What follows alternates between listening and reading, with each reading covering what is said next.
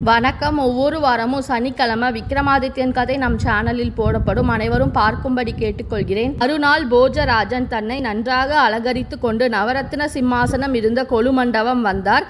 இன்றாவது சிம்மாசனத்தில் உட்கார்ந்து விடுவோம் என்ற நம்பிக்கையில் படிகளில் ஏறினார். 19வது படியில் கால் வைத்ததுதான் தாமதம். அங்கிருந்த சத்குணவல்லி பதுமை அவரை தடுத்து நிறுத்தியது. அவரிடம் விக்ரமாதித்யரது வீரதீர கதை ஒன்றினை சொல்ல ஆரம்பித்தது. விக்ரமாதித்யர் அப்போது நாடு 6 மாத ஆட்சி நடத்தி கொண்டிருந்தார். அந்த நேரத்தில் மந்திரமணி என்ற பிராமணன் ஒருவர் தன் மகளை அழைத்து கொண்டு விக்ரமாதித்யரின் அரச சபைக்கு வந்தார். வந்தவர் விக்ரமாதித்யரை வணங்கி, அரசே, என்னுடைய ஒரே மகள் இவளை பேய் பிடித்து கொண்டிருக்கிறது. அதனால் இவளை மணந்து கொள்ள எவருமே முன்வரவில்லை. அதனால் காசிக்கு சென்று கங்கையில் நீராடி காஷி விஸ்வநாதர் விஷாலாட்சி அம்மையை வணங்கினால் இந்த பேய் விலகிவிடும் என்று சொல்கிறார்கள்.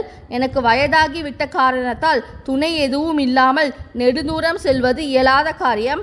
அதனால் வேத நூல்களை கற்றறிந்த பிராமணன் ஒருவரை எனக்கு துணையாக அனுப்பி உதவிட வேண்டும் என்றார். விக்ரமாதித்யர் அரண்மனை புரோகிதர் சூரசேனனை வரவழைத்தார்.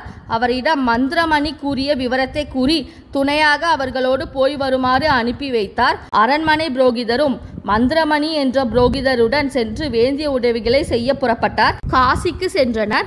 கங்கையில் நீராடி காஷி விஸ்வநாதரையும் விஷாலாட்சி அம்மையையும் வணங்கி ஊர் திரும்பினார்கள். திரும்பி வரும் வழியில் அவர்கள் அனைவரும் சிங்காரப்பட்டினம் என்னும் நகரத்தை அடைந்தார்கள். அந்த நகரத்தை விரதசீலன் என்ற அரசர் ஆண்டு வந்தார். அவருக்கு வீரலட்சுமி என்ற அழகுமிக்க ஒரு மகள் இருந்தால். பருவமெய்திய தன் மகளுக்கு உரிய காலத்தில் திருமணத்தை நடத்திட எண்ணி அவர் பெரிதும் முயன்றார். எல்லா நாட்டு அரசர்களுக்கும் அழைப்பு விடுத்தார். குறிப்பிட்ட நாளில் சுயம்பர மண்டபத்தில் அரசர்கள் அனைவரும் வந்து கூடினர். ஆனால் வீரலட்சுமியோ அவர்களில் எவரையும் தேர்ந்தெடுக்கவில்லை. அதனால் வந்திருந்த அரசர்கள் அனைவரும் கோபம் கொண்டு தங்கள் நாட்டுக்கு திரும்பி போய் விட்டார்கள். மகள் ஏன் இப்படி நடந்து கொண்டாள் என்று அரசருக்கு புரியவில்லை. அதனால் அவளை அழைத்தார். அவளிடம், மகளே, உனக்கோ பருவ வயது வந்துவிட்டது. இந்த வயதில் நீ மனம் புரிந்து கொண்டு ஆனந்தமாக வாழ வேண்டும் என்று நான் ஆசைப்படுகிறேன். ஆனால் என்னுடைய ஆசை நிறைவேறாமல் போகும்படி உன் நடத்தை இருக்கிறது. சரி, உன் விருப்பம்தான் என்ன, சொல்லு. அதன்படி நான் நடந்து கொள்கிறேன் என்றார். தந்தையே, கல்வி, வீரம், செல்வம் ஆகிய 3 அம்சங்களும் எவரிடம் இருக்கிறதோ அவரையே நான் மனம் புரிந்து கொள்கிறேன் என்றார் வீரலட்சுமி.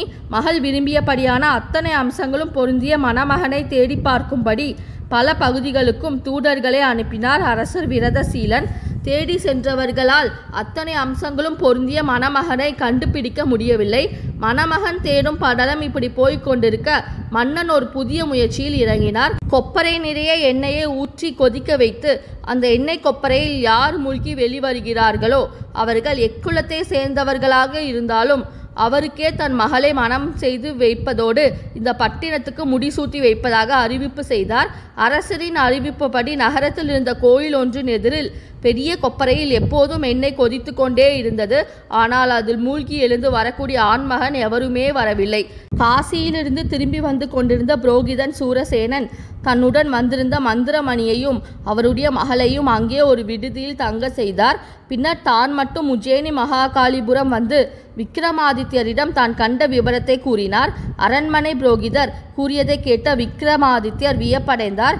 ஆயினும் வீரசீலனுடைய எண்ணத்தை நிறைவேற்ற வேண்டும் என்று கருதி சூரசேனனுடன் வேதாளத்தின் மீதேறி சிங்காரப்பட்டினம் சென்றார்.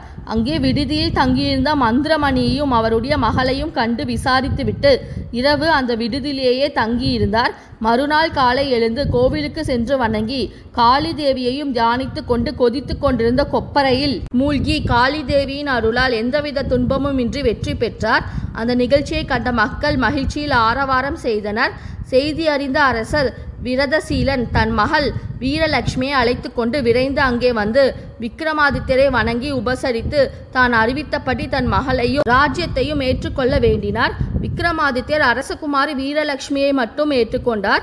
ராஜ்யத்தை விரும்பவில்லை. பிறகு மந்திரமணியின் மகளுக்கும் அரண்மனை புரோகிதன் சூரசேனனுக்கும் திருமணம் செய்து வைத்தார். அதோடு தனக்கு கிடைத்த சிங்காரப்பட்டினத்தின் அரச பதவியை சூரசேனனுக்கு கொடுத்து முடிசூட்டி வைத்துவிட்டு உஜ்ஜயினி மகாகாலிபுரம் போய் சேர்ந்தார். விக்ரமாதித்யரிடம் இருந்ததை போன்ற கல்வி, வீரம், செல்வம் ஒருங்கே இணைந்த அம்சம் சிறிதளவேனும் உம்மிடம் இருக்கிறதா இந்த மாதிரியாக அற்புத சாதனைகள் புரியும் ஆற்றல் உனக்கு இருக்கிறதா? அப்படி இருக்கிறதாக நினைத்தால் நீங்களும் இந்த சிம்மாசனத்தில் அமர்ந்து ஆட்சி புரியலாம் என்று 19வது படியில் இருந்த சத்குணவல்லி பதுமை கேட்டது. இதற்குள் பொழுது சாய்ந்து விடவே தன் எண்ணம் நிறைவேறாத ஏமாற்றத்தில் அரண்மனை அந்தப்புறம் திரும்பினார் போஜராஜன். இந்த சேனல் பிடிச்சிருந்தா லைக் பண்ணுங்க, ஷேர் பண்ணுங்க, சப்ஸ்கிரைப் பண்ணுங்க. நீங்க இந்த சேனலை சப்ஸ்கிரைப் பண்ண ஸ்க்ரீனில் வர வீங்கிற ஐக்கானை கிளிக் பண்ணுங்க. அடுத்து என்ன நடந்தது என்பதை பற்றி அடுத்த வீடியோவில் பார்ப்போம். ஒவ்வொரு வாரமும் சனிக்கிழமை விக்ரம் வேதாள் கதை நம் சேனலில் போடப்படும். அனைவரும் பார்க்கும்படி கேட்டுக்கொள்கிறேன்.